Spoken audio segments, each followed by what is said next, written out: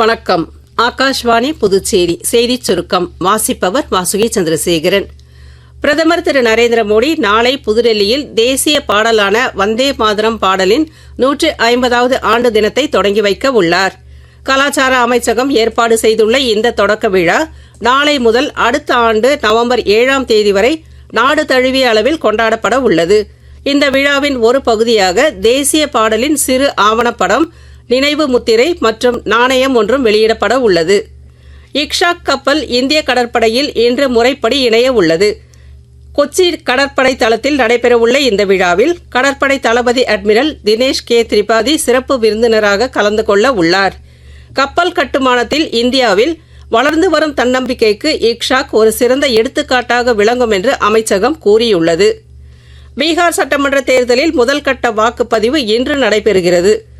18 மாவட்டங்களில் உள்ள 121 தொகுதிகளுக்கு நடைபெறும் இந்த வாக்குப்பதிவு காலை 7 மணிக்கு தொடங்கி மாலை 6 மணி வரை நடைபெற உள்ளது. பாதுகாப்பு காரணங்களுக்காக சிம்ரி, பக்தியார்பூர், மஹிஷி, தாராபூர், முங்கர், ஜமால்பூர் மற்றும் சூரியகர்கா உள்ளிட்ட சட்டமன்ற தொகுதிகளின் 56 வாக்குச்சாவடிகளில் வாக்குப்பதிவு மாலை 5 மணிக்கு முடிவடையும் என்று தேர்தல் ஆணையம் அறிவித்துள்ளது. பாட்னாவில் உள்ள தலைமை தேர்தல் அதிகாரி அலுவலகத்தில் ஒரு சிறப்பு கட்டுப்பாட்டு அறையும் நிறுவப்பட்டுள்ளது.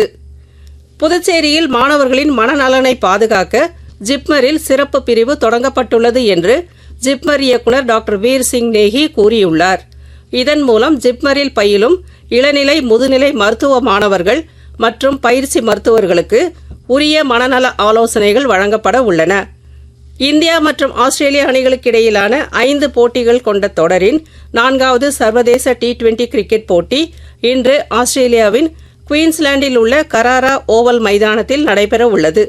இந்த போட்டி இந்திய நேரப்படி பிற்பகல் 1:45 மணிக்கு தொடங்குகிறது. இத்துடன் இந்த செய்திச் சுருக்கம் நிறைவு பெறுகிறது.